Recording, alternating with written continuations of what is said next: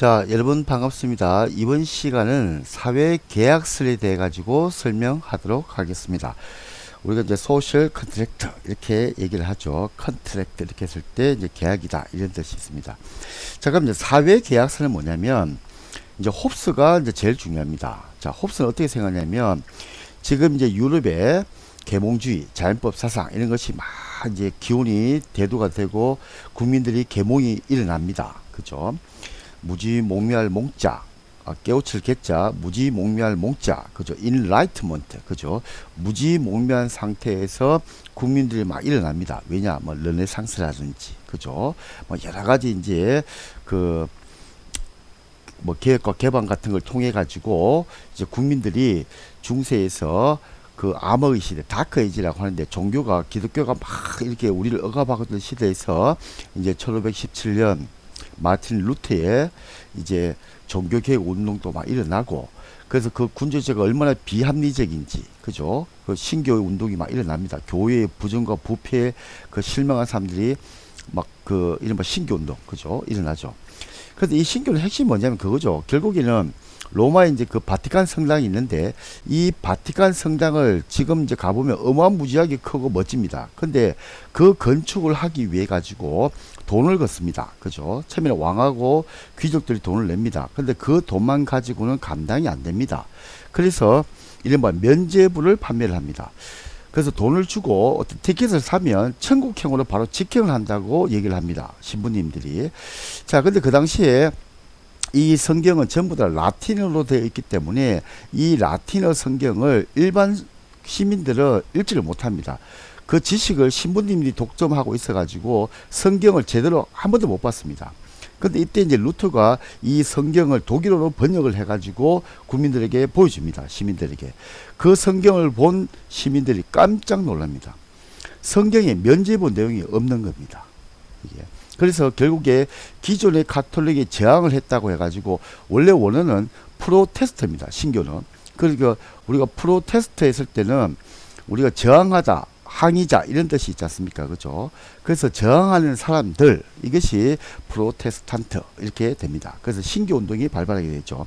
그러면서 이제 군주제를 부정하는 기운이 막 일어납니다. 그때 이제 이 군주제를 옹호하기 위한 최고의 철학자가 누구냐? 홉스입니다. 홉스는 뭐라고 하냐면 자 좋다. 내가 이런저런 설명을 해줄 테니까 잘 들어봐라. 자 우리가 군주에게 물어봅니다. 그죠? 자 네가 왜 군주냐? 그랬더니 나의 아버지가 군주였다. 그럼 너의 아버지는 뭐냐? 그랬더니 또 나의 아버지도 군주였다. 근데 그 아버지는 뭐냐? 계속 타갑니다. 근데 결국에는 원숭이였다. 뭐 이래 되는 거죠. 아주 옛날이니까. 이른바 자연 상태라는 것까지도 등장하게 됩니다. 아주 옛날로 가보니까. 그래서 그 자연 상태는 뭐냐고 했을 때 이 홉스는 이렇게 얘기를 합니다. 10,000명이라는 사람이 있으면 그 10,000명이라는 사람들이 서로 투쟁을 하는 관계다. 이게. 그래서 서로 죽고 죽이는 관계다. 이게. 그 무질서의 관계, 디스오더라고 하는데 무질서의 관계였다. 그래서 이 무질서를 해결한 것이 누구냐라고 하면은 지금 여러분이 살고 있는 군주제다. 그래서 나도 군주제를 좋아하지는 않는다. 근데 만약에 군주제, 즉 지금 왕이 없다고 한다면 우린 다시 원시 상태, 즉 자연 상태로 돌아가 가지고 또다시 만인 대 만인이 투쟁하는 그런 시대가 될 것이다. 그래서 지금의 체제가 좀 불합리하지만 다시 자연 상태로 가가지고 우리가 서로 죽고 죽이는 그런 시대로 갈 수는 없지 않냐. 그래서 지금의 군주제를 옹호를 하게 됩니다. 그래서 이 홉스가 가장 유명한 말이 아무리 악독한 독재라도 무질서보다는 낫다라고 주장을 하게 됩니다. 자, 그래서 왜 악독한 독재가 좋으냐? 이게 좋지는 않지만 그것이 필요하냐라고 하면은 만약에 독재라도 즉 무정부 상태가 돼버리면 우리는 다시 디스오더 상태, 즉 무질서 상태로 가기 때문이다. 그래서 지금의 군주제를 옹호를 하게 됩니다. 그러니까 당연히 저항권을 인정하겠습니까? 부인하겠습니까? 그렇죠. 부인할 수밖에 없죠. 왜 부인하냐면 이 군주제가 비록 잘못이 있지만 이걸 우리가 타도를 해가지고 이 군주정을 붕괴를 시키고 무너뜨리면 우린 다시 자연상태로 돌아간다. 그럼 그 자연상태는 뭐냐? 만인 대 만인이 투쟁하는 시대다. 그래서 결론적으로 홉스는 군주제를 옹호하게 됩니다. 자, 근데 그 다음에 나타난 이제 로크는 뭐라고 하냐면 그런 자연 상태라는 홉스의 개념을 그대로 가져옵니다. 이게. 그런데 그때에 이 이제 로크하고 루스의 이제 공통점인데, 그런 자연 상태에서 무질서를 해결하기 위해 가지고 군주제가 필요하다라고 홉스가 얘기를 했지만, 그것이 반드시 그런 것은 아니다. 우리는 이성을 가지고 있기 때문에 우리의 대리인을 뽑아가지고 그들이 국회를 구성하게 해가지고 새로운 세상을 만들 수도 있고, 또 아니면 우리를 통치할 사람을 직접 뽑아가지고 새로운 세상을 만들 수도 있다. 반드시 군주제만 필요한 것은 아니다 라고 얘기를 하게 됩니다. 그래서 결국에 로크 같은 경우는 간접민주주의, 즉 대의제를 주장합니다. 우리 국회를 뽑아가지고 바로 그 사람들이 우리를 통치하게 하자. 이게. 그래서 결국에 우리가 뽑은 국회가 우리 의사와 반해가지고 나쁜 짓을 한다. 그러니까 우리는 당연히 그 제도를 붕괴시킬 권리가 있다. 그래서 로크 같은 경우는 저항권을 인정하게 됩니다. 그래서 이 동양으로 보면 맹자의 역성혁명론하고도 비슷합니다. 역성혁명은 뭐냐? 백성이 모든 세상의 주인이다. 그죠? 그래서 이 민심이라고 하는 것은 배를 띄울 수도 있지만 배를 전복시키기도 한다. 그래서 항상 왕은, 군주는 백성의 의사에 부합한 통치 행위를 해야 된다라고 주장을 합니다. 자, 그래서 이제 로크하고 루스는 큰 차이가, 루스는 직접 우리가 뽑아가지고, 그죠? 그 사람들이 간접적으로 하는 것이 아니고, 쉽게 말해 대통령제, 이걸 옹호하는 거죠. 직접 민주주의. 그리고 이제 일반 의지라고 해가지고, 제너럴 윌이 있습니다. 이건 뭐냐면, 이 한 명 한 명이 봤을 때는 무식한 것 같지만, 무지한 것 같고, 말도 안 되는 행동을 하고, 이렇게 하지만, 전부 다 총합이 돼가지고 했을 때는 누구나가 인정하는 올바른 정의와 도덕이 있다는 겁니다. 그게 뭐냐? 일반 의지다. 제너럴 윌이다 라고 얘기를 합니다. 그래서 루스도 역시 저항권을 인정하게 됩니다.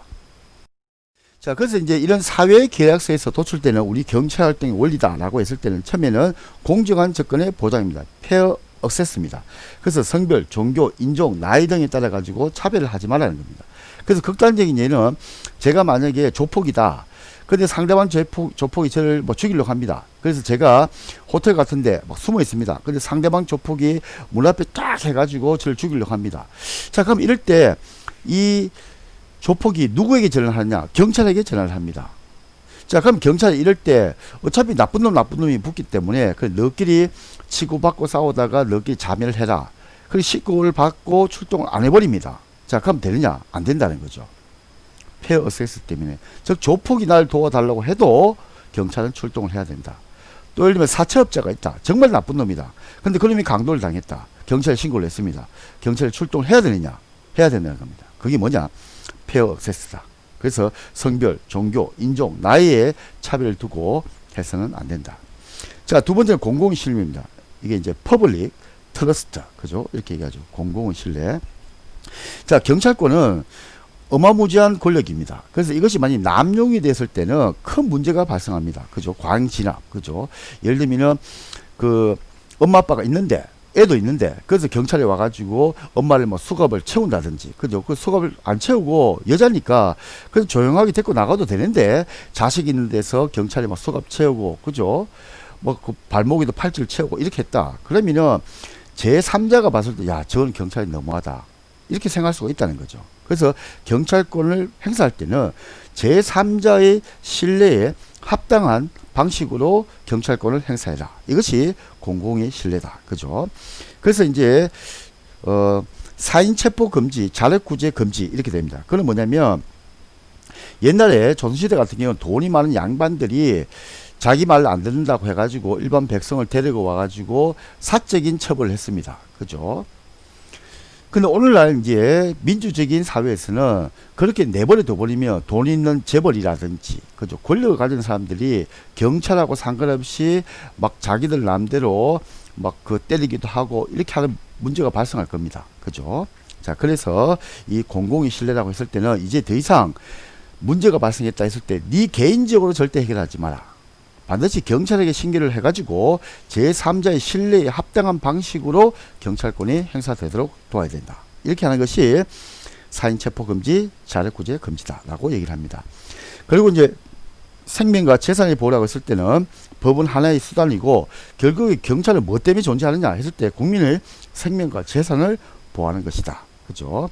그래서 예를 들면 폭주족을 진압합니다. 자, 그런데 폭주족은 그 오토바이 타고 막 요리조리 갑니다. 그럼 경찰이 봤을 때는 야, 요 나쁜 놈이니까 잡아야겠다. 근데 경찰이 무리하게 추적을 하다 보면 지금 이제 중학생, 고등학생들이 못 모르고 오토바이 타고 가는데 경찰차가 오니까 신나고 재미가 있어서 요리조리만 갑니다. 근데 경찰이 속도를 내고 쫓아오니까 갑자기 이 친구들이 이제 겁이 나가지고 과속을 하다가 사고가 나가지고 죽을 경우도 있습니다. 자, 그렇게 될 때 경찰이 그 나쁜 놈을 잡은 건 좋지만 그렇게 사람을 죽이면서까지 아무리 범죄자지만 그 죽이면서까지 그 폭주적을 단속하는 것이 옳으냐 이런 문제도 대두가 됩니다.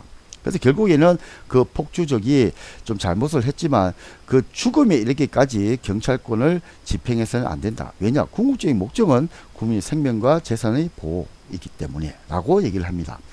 자, 이제 냉정하고 객관적인 자세입니다. 자, 이게 이제 경찰은 경찰권을 집행할 때 항상 자기가 행사할 수 있는 범위 내에서만 경찰권을 행사해야 됩니다. 근데 그것이 오버할 수 있습니다. 무슨 말이냐면 사형수의 자세가 있습니다. 자, 제가 경찰관인데 저는 너무나 정의롭고 너무나 그 업무도 잘하고 동료들에게 평가도 좋습니다. 그런데 제가 유독 범죄자를 잡을 때마다 그 범죄자가 죽습니다. 그래서 왜 죽냐고 하니까 제가 잡으러 가니까 이놈이 체포 면탈을 하려고 해가지고 제가 이렇게 총을 쐈는데 죽었습니다. 그래서 어쩔 수 없었습니다. 그러니까 오케이. 자, 근데 너무 많이 죽는 거예요, 이게. 그래서 이번에 또 죽었습니다. 근데 이 경찰관이 그 범죄자를 체포하는 걸 죽였을 때는 그냥 일반 범이 아니고 끔찍한 범죄자들, 뭐 가족이 있는 데서 그 뭐 부인을 강간했다든지, 그죠? 뭐 강도 강간을 했다든지, 또 아니면 뭐 사람을 아주 끔찍하게 뭐 다치게 했다든지, 뭐 조폭이라든지 이런 정말 누가 봐도 나쁜 놈입니다. 근데 죽는 거예요. 어떻게든 잡으러 가면. 그래서 이번에 또 죽은 겁니다. 그래서 감찰이 갔습니다. 자, 이번에는 어떻게 죽었습니까? 그래서 또 이제 제가 얘기를 합니다. 제가 이제 범인을 잡으려고 했는데 이번 또 체포 면탈을 하려고 해가지고 제가 총을 빵 쐈는데 그때 이마에 총을 맞고 이렇게 뭐 사고 나서 죽었습니다. 그래서 감찰이 알겠습니다. 라고 해가지고 와가지고 이제 부검을 합니다. 그 부검을 하니까 이 경찰관이 얘기한 대로 하면은 앞에서 막 이렇게 싸우다가 총을 쐈기 때문에 이마에 총을 빡 쐈다고 했습니다. 그럼 그 이마에 총을 맞으면 제가 이마에 맞고 바로 직선으로 뒤통수를 통해서 총알이 나가야 됩니다. 근데 부검을 해보니까 총이 이마로 들어갔는데 제 목덜미, 그죠? 목 있는 부분에서 총알이 나간 겁니다. 즉 사선으로 그 총알이 나간 거죠. 그러면은 서 있는 상태에서 지금 그 경찰관 얘기들 총을 바로 앞에서 빵 쏘면은 키가 있기 때문에 앞에서 맞고 사선으로 나올 수가 없는 거죠. 그럼 그게 무슨 말이냐면 제가 아주 뭐 점프를 해가지고 위에서 총을 빵 쏴야지 이마에 맞고 제 목덜미 뒤로 빠져나간다는 거죠. 그래서 이거는 뭐냐니까 그게 아니고 제가 너무 정의롭습니다. 이 쓰레기 같은 놈들을 제가 기껏 잡아가지고 검찰에 넘기고 법원에 넘겼더니 이 쓰레기 같은 놈들이 돈을 써가지고 아주 좋은 변호사를 고용하고 해가지고 풀려나더라는 거예요. 또 범죄를 저지른 거예요. 그래서 제가 이런 생각을 한 겁니다. 어차피 내가 잡아가지고 검찰에 보내고 법원에 보내봐야 이 쓰레기들은 또 나올 것이다. 또 범죄를 할 것이다. 그래서 내가 차라리 전국적인 처분을 하겠다라고 생각을 한 겁니다. 그래서 범인을 잡았습니다. 야, 무릎 꿇어. 그러니까 무릎을 꿇습니다. 그죠? 경찰관이 자기를 죽이자는 생각을 못 한 거죠. 자기가 아무리 범죄자지만. 그런데 경찰인 제가 주변을 싹 보더니 아무도 없는 걸 확인하고 무릎을 꿇고 있지 않습니까? 그죠? 그럼 제가 이제 서가지고 이마에 대고 총을 빵 쏴버린 겁니다. 그러니까 바로 뒤로 나오겠죠. 그래서 이걸 이제 우리가 사형수의 자세다. 그럼 이게 뭐냐? 제가 너무 냉정하고 객관적인 자세를 안 가지고 오버를 한 거죠. 이 쓰레기 같은 놈들을 내가 전국 처단하겠다. 근데 경찰은 그런 역할을 하는 기관이 아닙니다. 체포만 하고 나머지 사법적 판단은 법원에서 하게끔 놔둬야 되는데 제가 정의감이 너무 강해가지고 그렇게 했다라고 얘기를 합니다. 그것이 과도한 개입이고 또 반대로 이제 무관심. 그죠? 아이고 뭐 지가 뭐 어떻게 하겠지 이런 게 있을 겁니다. 자, 그다음 마지막이 이제 협동입니다. 그죠? 타 기관과 협력을 해야 된다. 그래서 우리는 대표적으로 경찰 응원법이 있습니다. 지금 같은 경우 전염병 예방에 협력을 해야 된다. 이런 것이 협동이다. 라고 얘기를 합니다. 자, 고생 많으셨습니다.